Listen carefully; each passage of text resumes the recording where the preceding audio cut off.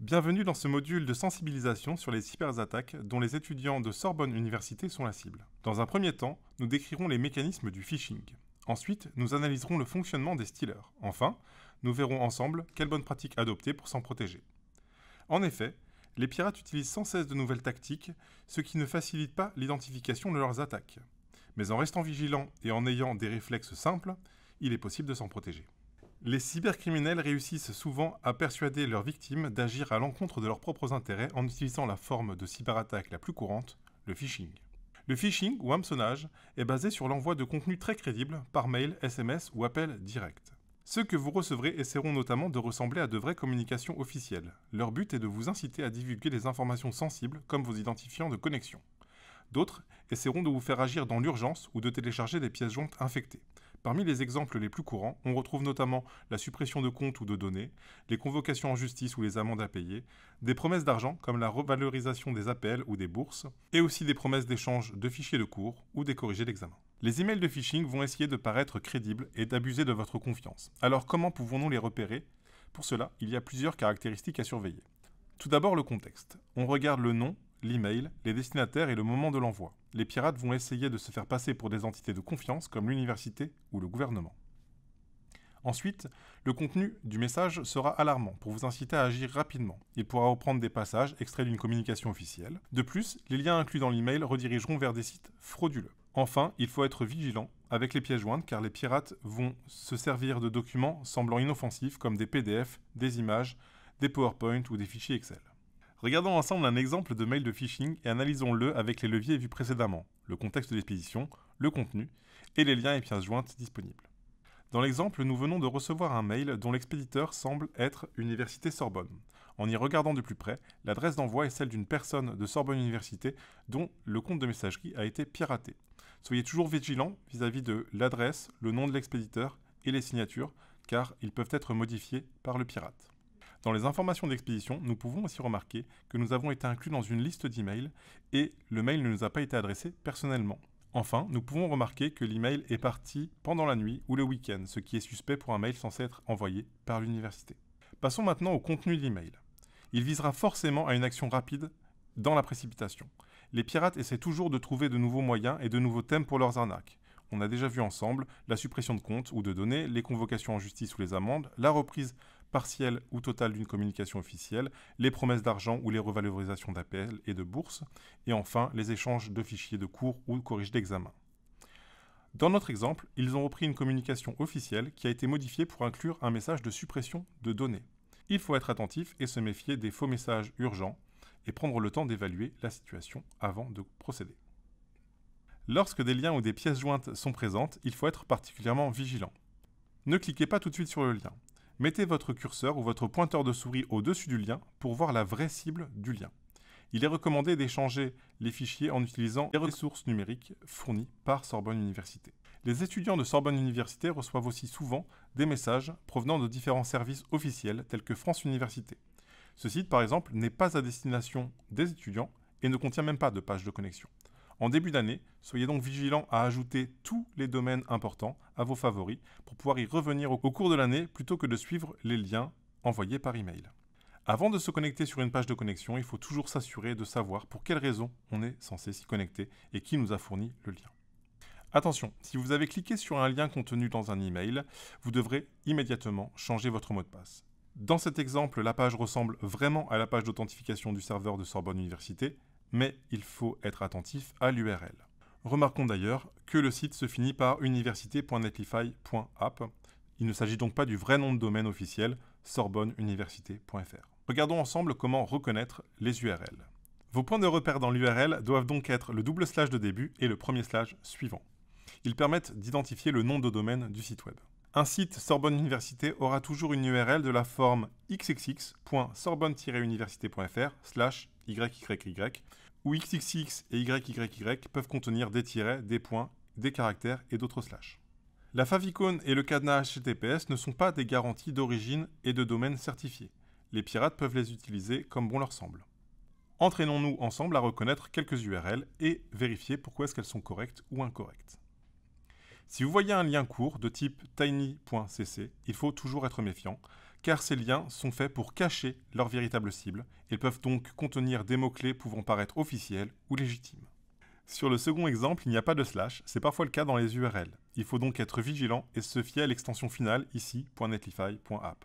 La dernière URL est bien une URL officielle puisqu'on retrouve bien quelque chose .sorbonne-université.fr. Regardons ensemble les réflexes à adopter. Premièrement, vérifiez l'expéditeur. Il faudra se méfier des noms, des signatures et des emails car ils peuvent être contrefaits. Deuxièmement, analysez le contenu. Il faudra se méfier des messages qui poussent à une action urgente, prendre le temps de vérifier l'authenticité des messages et se rappeler que l'université n'enverra jamais d'avis de suppression de compte. Troisièmement, si des liens sont présents ou des pièces jointes sont présentes, vérifiez les URL sans cliquer dessus. Il suffit simplement de passer sa souris au-dessus du lien.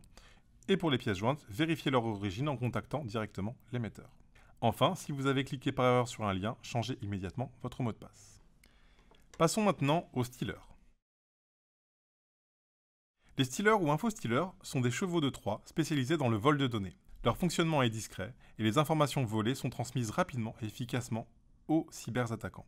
Les stealers s'effacent juste après exécution. Cette furtivité les rend particulièrement difficiles à détecter. Les virus se propagent souvent via des téléchargements en apparence inoffensifs, tels que des jeux gratuits, des logiciels craqués, des extensions de navigateurs ou des pièces jointes d'email. Ce camouflage de contenu légitime les rend particulièrement dangereux pour les utilisateurs peu méfiants, qui peuvent être amenés à les télécharger et à les exécuter sans s'en douter. La chaîne d'infection est divisée en 3 étapes. L'étape numéro 1 est l'installation du cheval de Troie. Cette installation se fait de manière silencieuse. Il se lance au moment où vous téléchargez et ouvrez un logiciel piraté, une pièce jointe malveillante ou une extension de navigateur. L'étape numéro 2, le vol des informations, va récupérer tous les mots de passe stockés sur votre ordinateur, votre tablette ou votre mobile. Elle ne dure que quelques secondes et est totalement invisible. Si le stealer arrive à obtenir les droits administrateurs, il pourra aussi enregistrer votre écran, vos saisies clavier, vos copier-coller ainsi que votre webcam. Enfin, pour l'étape numéro 3, le programme va profiter d'une connexion active pour transmettre secrètement aux pirates toutes les informations et se supprimer, rendant sa détection impossible. Pour l'étape numéro 1, l'installation des chevals de Troie, les stealers se cachent souvent dans des logiciels ou des fichiers semblant inoffensifs qui sont transmis en pièces jointes lors de campagnes de phishing ou disponibles en téléchargement sur les réseaux sociaux, sur Google Drive ou d'autres sites. Téléchargement de logiciels piratés, de crack ou de logiciels de triche pour les jeux vidéo. Enfin, certains sites vous proposent d'installer des fonctionnalités supplémentaires sur votre navigateur directement en copiant et en collant des lignes de code à exécuter pour réparer votre ordi ou le rendre plus performant ou bénéficier de différents avantages. Ne cédez pas à la tentation et ne copiez-collez pas des lignes de code directement sur votre ordinateur. Quand c'est trop beau pour être vrai, c'est que c'est trop beau pour être vrai. Étape numéro 2, le vol d'informations. Une fois que le stealer est lancé, il est trop tard. Il va récupérer toutes les informations disponibles. Dans le navigateur, il récupérera les mots de passe et les cookies enregistrés des sessions ouvertes. Cela veut dire qu'il pourra utiliser votre compte universitaire, votre compte de messagerie, vos accès aux plateformes de streaming sans avoir besoin du mot de passe. Si vous utilisez des extensions afin de vous simplifier la gestion de vos mots de passe ou les transactions financières, le stealer peut aussi récupérer ces informations, notamment et vos wallets de crypto. Enfin, si le stealer arrive à obtenir les droits administrateurs sur votre poste, il pourra récupérer toutes les sessions actives des applications ouvertes, votre localisation précise, toutes les saisies au clavier et enregistrer votre écran ou votre webcam. Une fois que l'étape numéro 3 a lieu, le pirate possède toutes les informations. Vous n'avez certainement rien vu, car ces attaques sont prévues pour être silencieuses. Les données volées seront revendues sur le dark web et pourront servir dans des attaques d'usurpation d'identité. La DSI Sorbonne Université pourra détecter l'utilisation frauduleuse de votre compte de messagerie s'il est utilisé pour relayer du spam et votre compte Sorbonne Université sera bloqué. Pour pouvoir retravailler, il faudra réinitialiser complètement votre ordinateur et réinstaller les applications depuis des sources officielles. Rappelons qu'un mot de passe robuste contient au minimum 12 caractères, mélange des majuscules et des minuscules, n'est pas un mot du dictionnaire, possède plusieurs chiffres et plusieurs caractères spéciaux. Enfin, certains de vos comptes sont protégés par des mécanismes d'authentification multifacteurs que le pirate essaiera de contourner à travers des sollicitations extérieures telles que des mails, des SMS ou des appels directs.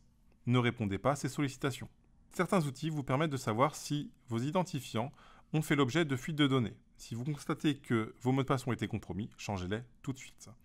Un site web tel que avabinkpawn.com fait partie de ceux qui sont mis le plus régulièrement à jour. Il ne couvre pas seulement les vols d'identifiants par stealer, mais l'ensemble des fuites publiées sur Internet.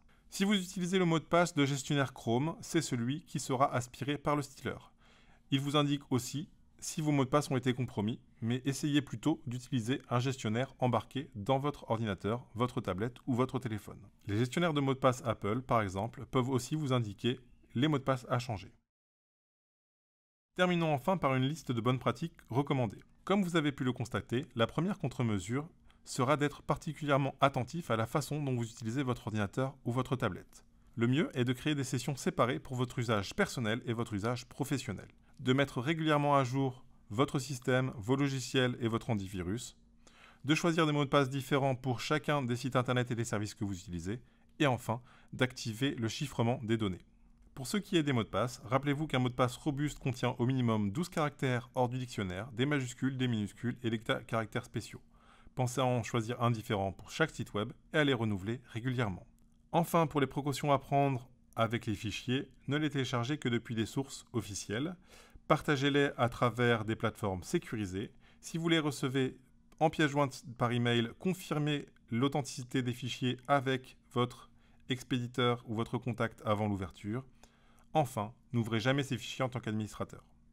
Au nom de Sorbonne Université, nous tenons à vous remercier pour votre attention et le respect des consignes données.